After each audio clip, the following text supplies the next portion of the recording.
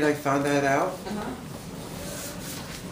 Well, it's hard to Can you get the door? Can I plead the fifth on that one? I got it, okay.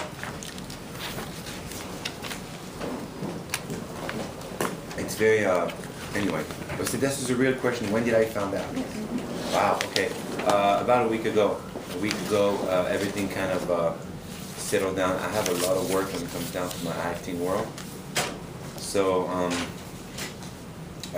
we made Thing Works. And I think I've been,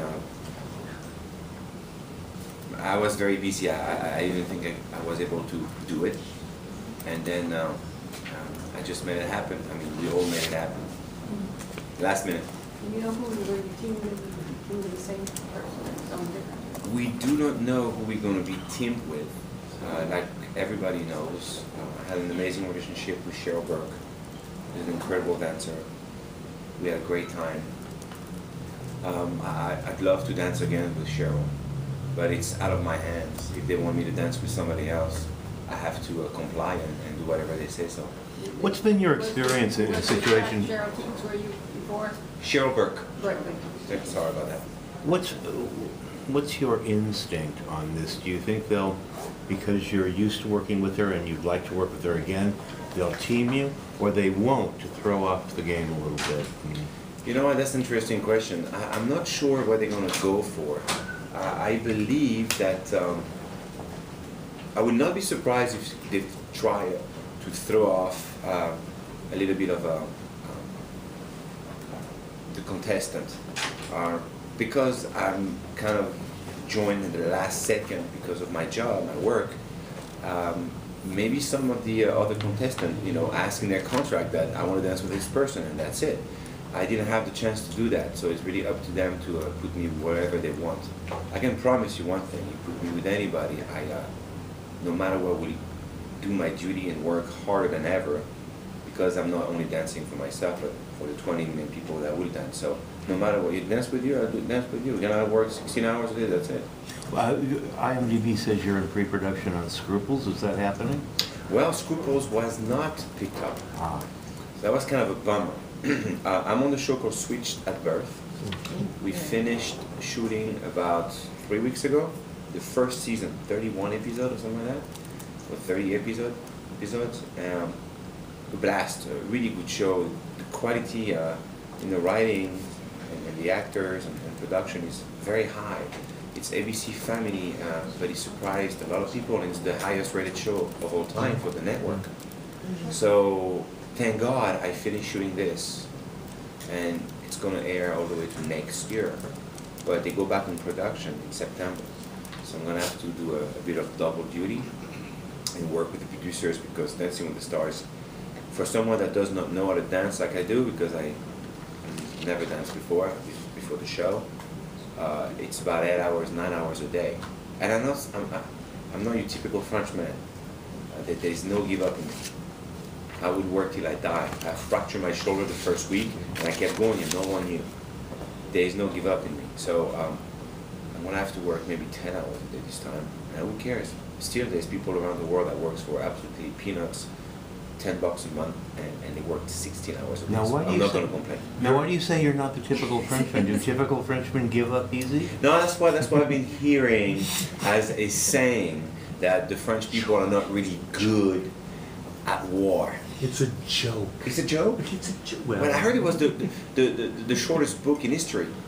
The Well, the Maggio War, line, whatever it is. you know, and the Hey, I'm American now, so I got my passport 4 days ago. And I was asking about that. What's that feeling like to have that go through that process? Well, now I cannot say that I'm French. I'm American. I'm trying to say the American accent that I can. No, it's for me. It's a 10-year process of something that I was. You know, I embodied the country for me. The first time I truly smiled and felt happy was when I arrived in America, and it's in your bone. You feel something is about here that makes me thrive and feel there's no limit. You know, a lot of people might take, because you're from here, literally not take everything for granted just because you're from here. I realized the opportunities, being a good person, not cheating or snaking around. It's really the only place in the world that you can become and be somebody, being a good person and working hard. You know, I only experienced that. Where I'm from, it was very different. It was very difficult. What was your childhood like? Work, that's all I can remember. I started at 6 years old. School was not really in my life, you know.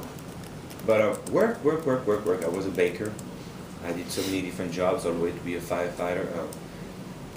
You know, I felt clustered. I felt like there is no, the way the country at the time, I don't know if it changed quite a bit or not at all, but it was very much like you do a lot and you really get nothing in return when it comes down to, you know, thrive and become someone in your life. My dreams were very little, and I just decided to, you know, take the backpack and take a flight after saving 7 months of everything. You know, it's a story one day that should be told, because what you guys have here, America, will never happen again in any country in the world. What, you know, you've done so much, and you're so recognizable from commercials and from Sex and the City, from just you name it, you've done it. What do people say to you? How do they approach you? It's very, I'm not someone that, you know, hides myself or say no to anything. I'm very loyal and sweet with people in general, all the time. People approach, they're excited, and they worry at first. They wonder if I'm going to say, oh, no, whatnot. But I'm always embracing them, having a chat. It depends. If you talk about a man approaching me and a woman approaching me, it's very different. Usually, you women are more like, it's so beautiful in a way, because it's what everybody in their heart wants. Having a woman approaching you and be excited to see you and be sweet and huggy, and I live that every day, so this is kind of priceless. It's this great career I have. My wife is having a blast watching this. Yeah. Every time someone says, "Can I take a picture with you? Please, please, please." I say, "Oh, don't worry, my wife will take the picture with." She's a professional photographer now, and she just takes pictures away.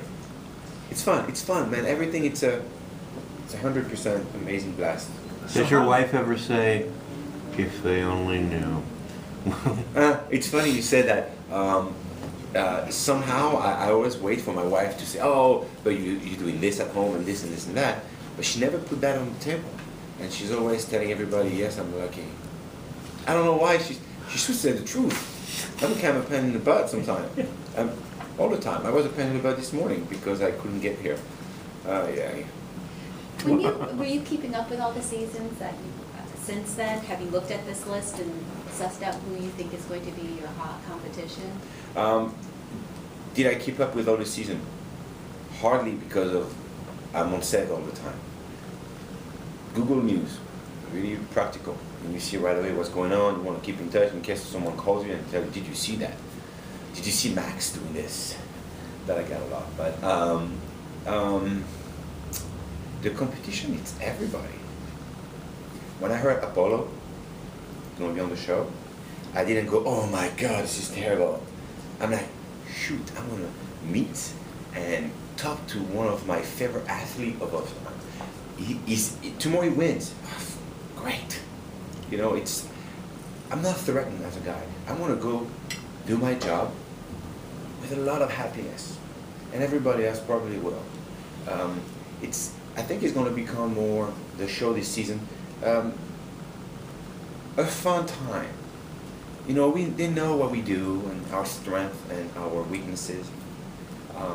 It's going to be a celebration more than a massive competition. If some people are going to take down the road of, "I'm going to take you down," well, I won't be playing that game because I don't have time. I'm just going to have a good time. My 5-year-old, my 6-year-old now since last week, is going to watch this. For the rest of our life, I can die tomorrow. This show is probably will be the ultimate example of who her father is or was. You know, and 2 days ago she was crying, say, "I don't want you to die." So you know, those 6-year-olds, they all come with this kind of thing.